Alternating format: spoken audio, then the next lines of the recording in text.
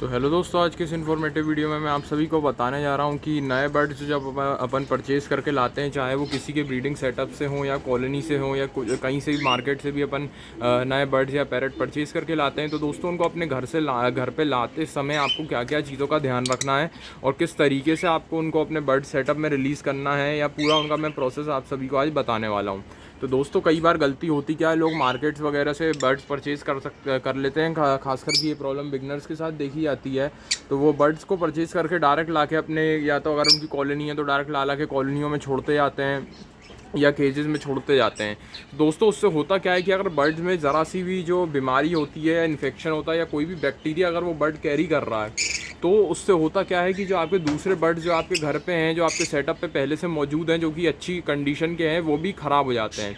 तो इसलिए नए बर्ड्स को परचेज़ करने के बाद आपको पूरा प्रॉपर ध्यान रखना है कि किस तरीके से आप उनको रिलीज़ कर रहे हैं। और मैं आज आप इस वीडियो में आप सभी को बताने जा रहा हूँ कि आपको किन किन चीज़ों पे बेसिकली फ़ोकस करना है, किन एरियाज़ पे आपको फ़ोकस डालना है बर्ड्स को रिलीज़ करने से पहले। तो दोस्तों होता क्या है कि कई लोग क्या करते हैं, बर्ड्स को ऊपर ही बस साफ़ सुथरा कर लेते हैं, डिसइंफेक्ट कर लेते हैं, ये सब कुछ कर लेते हैं।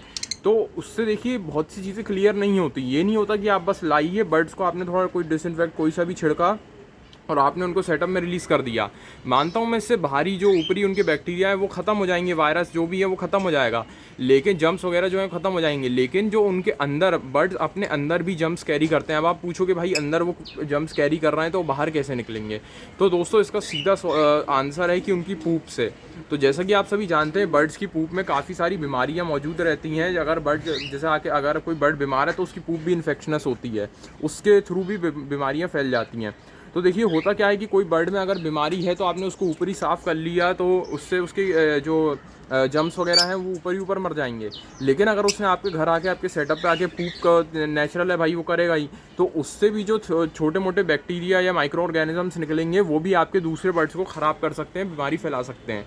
तो इसके लिए आपको कुछ स्टेप्स लेने पड़ेंगे, जो कि मैं आज आपको इस वीडियो में बताने जा रहा हूँ। तो वीडियो में लास्ट तक बने रहें। तो दोस्तों सबसे पहला काम आपको ये करना है कि बर्ड्स को आप लाए, ठीक है। तो आपको अपन को इस चीज़ पे फोकस करना है कि अपन को ये नहीं पता कि वो बर्ड्स किस तरीके से तैयार करे हुए हैं। बोलने को तो कोई कुछ भी बोल सकता है, लेकिन अपन को उन बर्ड्स के बारे में पूरी जानकारी नहीं होती कि उनकी इम्यूनिटी वगैरह किस टाइप की बनी हुई है। तो आपको इस चीज़ पे ध्यान रखना है कि आपको बर्ड्स की हेल्थ को कम नुकसान पहुँचाते हुए आपको ये चीज़ें करनी है। तो दोस्तों सबसे पहले आपको क्या करना है कि जैसे ही आप अपने बर्ड्स को ले आते हो, तो अगर ज़्यादा मतलब बहुत ज़्यादा गर्मी का सीज़न है तो एकदम बर्ड्स जब भी ट्रैवल करके आते हैं तो तुरंत से भी उनको पानी नहीं देना चाहिए। जैसे कि आप खुद सोचिए कि अगर एकदम गर्मी लू से कोई आदमी आ रहा है, लू चल रही है और कोई आदमी आ रहा है, उसको आप एकदम ठंडा पानी पिला दोगे तो देखिए नेचुरल बात है कि वो उसकी हेल्थ पे अफेक्ट करेगा। इसलिए बर्ड्स भी आते हैं तो तुरंत पानी नहीं पिलाना, थोड़े टाइम बाद आपको नॉर्मल वाटर देना है। तो बर्ड्स अगर आप ले आते हो तो उनको आप कोशिश करिए कि जो नॉर्मल धूप और छाँव के बीच का होता है, तो थोड़ा धूप सनलाइट उनको ज़रूर से दें। सनलाइट से भी बहुत से बीमारियां दूर होती हैं, तो आप उनको धूप में ज़रूर रखें।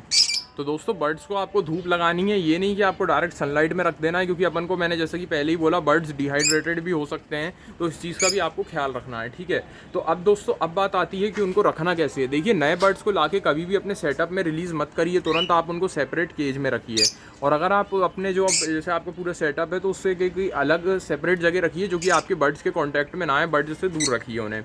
तो उनको आप सेपरेट केज में डाल दें और 2 से 3 दिन तक उनको नॉर्मल आप ऑब्जर्व करें, कि उनके ऑब्जर्वेशंस आप देखें, नोट करें कि भाई क्या चल रहा है, उनको किस तरीके की उनकी एक्टिविटी है, नॉर्मल बर्ड से अलग है क्या है। तो उससे भी आपको बहुत अंदाज़ा लग सकता है। अगर बर्ड्स की एक्टिविटी नॉर्मल है, मैं यहाँ पे कोई स्पेसिफिक डिजीज़ की बात नहीं करता, बर्ड्स काफ़ी डिजीज़ कैरी करते हैं, तो उसकी बात अपन एक वीडियो में नहीं कर सकते कि भाई किस बर्ड को क्या बीमारी है। लेकिन अपन एक कॉमन बात कर रहे हैं कि बर्ड्स अगर आपके ठीक हैं तो भी आपको क्या करना है। तो दोस्तों बर्ड्स को आपने ले आया, आपने उन्हें सेपरेट केज में रख दिया, धूप वूप भी लगा दी। तो धूप लगाते समय आपको दोस्तों क्या करना है, B904 मैं तो पर्सनली यूज़ करवाता हूँ, डिसइंफेक्ट है, ठीक है। डिसइंफेक्शन का वो एक सॉल्यूशन टाइप का है। तो आपको क्या करना है, B904 जैसे 1 लीटर में 5 ml के आसपास आप डाल सकते हैं, बहुत स्ट्रॉन्ग दवाई होती है। तो वो आप किसी स्प्रे गन जो होती है, मिस्ट स्प्रे करता है, जो मिस्ट मतलब बहुत हल्की हल्की बूंदें पानी की होती हैं, उस स्प्रे में आप डाल के बर्ड्स को डिसइंफेक्ट कर दें, तो उनसे बाहरी तरीके से वो डिसइंफेक्ट हो जाएंगे, ठीक है। उसके बाद आपको क्या करना है, 2 से 3 दिन बाद जब डिसइंफेक्ट वगैरह आप कर लो पहले दिन ला के, तो 2 से 3 दिन बाद दोस्तों आपको क्या करना है, उन्हें नीम की पत्तियां देनी है, नीम और तुलसी। तो दोस्तों नीम और तुलसी जो है वो नेचुरल डिसइंफेक्ट है, वो नेचुरल डिवॉर्मिंग की मतलब डिटॉक्स करने की चीज़ है, ठीक है। तो नीम और तुलसी मैंने आपको इसलिए बोला है तो दोस्तों नीम और तुलसी मैंने आपको इसलिए बोला क्योंकि देखिए जैसा कि मैंने आपको पहले बोला, हमें पता नहीं है कि वो बर्ड्स किस तरीके से रेस करे गए हैं, उनको क्या फीड दिया गया है, क्या उनको सप्लीमेंट्स दिए गए हैं, किस तरीके के उनके पेरेंट्स हैं, कहाँ से वो किस सेटअप से बिलोंग करते हैं, हमें इतनी जानकारी नहीं है क्योंकि मार्केट में तो हर तरीके का बर्ड आता है, ठीक है। तो इसलिए आपको नीम और तुलसी यूज़ करनी है। मैं यहाँ पे आपको कोई एल्बोमार वगैरह वो डीवॉर्मिंग की दवाई वगैरह बता सकता था, लेकिन मैं दवाई इसलिए नहीं यूज़ करा रहा क्योंकि मुझे अभी अपन को नहीं पता कि वो उन बर्ड्स के बॉडी पे किस तरीके से रिएक्ट करेंगी। इसलिए नीम और तुलसी जो है वो एक बेस्ट नेचुरल डीवॉर्मिंग की दवा है, तो आप वो दे सकते हैं इनको। और जो अपनी जो मोरिंगा वो होती है, मोरिंगा की फली जिसे हमारे यहाँ बोलते हैं, उसकी भी आप चाहो तो लीव्स दे सकते हो, ठीक है। लेकिन वो मैं आपको इतना प्रेफर नहीं करूँगा, वो किसी और वो उसका काम कुछ और है, लेकिन वो भी इस जगह काम कर सकती है। लेकिन वैसे मैं जो आपको प्रेफर करूँगा वो है कड़वी जो नीम होती है, कड़वी नीम, ठीक है। कड़वी नीम आपको देनी है, और तुलसी के पौधे और कड़वी नीम बर्ड्स खाते हैं, बहुत शौक से खाते हैं। तुलसी तो डेफिनेटली खाते हैं वो। तो इन चीज़ों से भी जो है उनके शरीर में जो है डिटॉक्स हो जाएगी उनकी बॉडी। और इसके बाद आप चाहो तो ये 2-3 दिन आप इसका कोर्स कर सकते हो, और उसके बाद चाहो तो फिर आप मेडिसिन दे सकते हो, लेकिन फ़िलहाल आपको इतना करना है। उसके बाद दोस्तों क्या करना है कि अगर ठंड का मौसम चल रहा है तो आपको बर्ड्स को बल्ब के नीचे ज़रूर रखना है। ऐसा नहीं कि डायरेक्ट बल्ब के नीचे रख दो, क्योंकि अगर आप ओवर हीट मतलब ज़्यादा हीट बर्ड्स को दे देते हो, जैसे कि मैंने ये जो मुर्गियों के बच्चे होते हैं, जो चिकन मुर्गी के जो बच्चे होते हैं, चिक्स होते हैं, उनमें ये चीज़ें मैंने बहुत ऑब्जर्व करी है कि अगर आप उनको ज़्यादा हीट दे दो तो वो लकवे में भी आ जाते हैं, ठीक है, वो लकवे का शिकार हो जाते हैं। तो ये टॉपिक अलग है, इसके बारे में कभी और बात कर दूंगा। लेकिन इसलिए आपको ज़्यादा हीट नहीं देनी, नॉर्मल हीट देनी है, एवरेज हीट देनी है। जैसे कि अगर आप एक 40 से 60 वॉट का बल्ब यूज़ कर रहे हो तो उसको आपको एक प्रॉपर डिस्टेंस पे रखना है। जैसे अगर नीचे आपके जो बर्ड्स रखे हुए हैं तो उसके 1 फीट ऊपर आप 40 या 60 वॉट का बल्ब लगा सकते हो, 1 से 1.5 फीट ऊंची हाइट पे। तो मतलब क्या है, हल्की हल्की जो है उन्हें गर्मी फील होनी चाहिए, ठीक है, मतलब वार्मनेस होनी चाहिए, ऐसे नहीं कि डायरेक्ट हवा भी नहीं उनमें पड़नी चाहिए, ठीक है। और केज ऐसी जगह रखेंगे जहाँ पे अभी हवा ना पड़े, डायरेक्ट हवा ना पड़े, लेकिन एयर वेंटिलेशन प्रॉपर होना चाहिए, ठीक है। और दोस्तों बल्ब में भी आपको ज़रूर से रखना है। फिर जब ये सब ट्रीटमेंट आप कर लोगे तो तकरीबन इस ट्रीटमेंट को आप मेरे हिसाब से 1 वीक दीजिए, 1 वीक के बाद ही अपनी कॉलोनी में रिलीज़ करिए। अगर आप इस तरीके से देखिए प्रॉपर काम करेंगे तो आपको रिजल्ट डेफिनेटली मिलेंगे। लेकिन अगर आप जल्दीबाजी दिखाएंगे कि भाई बर्ड्स बस लाए और छोड़ दिए, तो इसमें आपका नुकसान ही है। ये सब चीज़ें मैं पर्सनल अपने एक्सपीरियंस से बता रहा हूँ, जो कि मैंने ऑब्जर्व करी हैं। मेरा इन चीज़ों से दोस्तों काफ़ी नुकसान हुआ है। जैसे कि मैंने आपको पहले ही बता रखा है कि बजीज़ की ब्रीडिंग मैं काफ़ी टाइम से करवा रहा हूँ, और काफ़ी टाइम पहले से मैं बड़ी बड़ी कॉलोनी, मेरे पास 100-200 पेयर तक की मैंने बजीज़ की कॉलोनी बनाई थी, लेकिन हर चीज़ में मुझे नुकसान फेस करने को मिला था।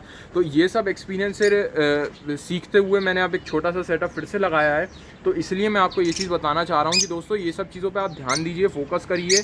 वरना अगर आप जो है सब चीज़ करेंगे, अच्छा फीड खिलाएंगे, अच्छा सॉफ्ट फूड खिलाएंगे, सब करेंगे, लेकिन अगर आप ये छोटी छोटी चीज़ों पे ध्यान नहीं देंगे तो आपको दिक्कत होगी। क्योंकि ये जो दिक्कत है बिगनर्स को सबसे ज़्यादा फेस करने को मिलती है कि वो बर्ड्स को लाके ऐसे ही छोड़ देते हैं। तो दोस्तों आपको इन चीज़ों का ध्यान रखना है। ये बेसिक चीज़ें मैंने बता दी कि आपको कैसे दवाई छिड़कनी है, कैसे आपको धूप वूप में रखना है, कौन से उनको डीवॉर्मिंग के लिए क्या क्या देना है, कितने दिन तक करना है, बल्ब वगैरह का सारा सिस्टम दोस्तों मैंने आपको बता दिया है। अब ये चीज़ दोस्तों वेदर पे भी डिपेंड करती है। गर्मी हो रही है तो बल्ब मत लगाइए, सर्दी है तो बल्ब लगाइए, और ज़्यादा धूप में भी नहीं रखना है। तो उम्मीद है वीडियो पसंद आया होगा। अगर आपके दिमाग में इससे रिलेटेड कोई भी क्वेरी हो या मेरे से कोई टॉपिक छूट गया हो तो मेरे को कमेंट करके ज़रूर बता देना, तो उससे मेरी भी हेल्प हो जाएगी और जो सामने लोग देख रहे हैं उनकी भी हेल्प हो जाएगी। तो कोई भी वीडियो अच्छा लगा हो तो लाइक कर देना, शेयर कर देना, चैनल को सब्सक्राइब कर देना, और कुछ चीज़ रह गई हो तो कमेंट में आप बता सकते हो। तो मिलते हैं किसी अगले और इन्फॉर्मेटिव वीडियो में, तब तक के लिए बाय।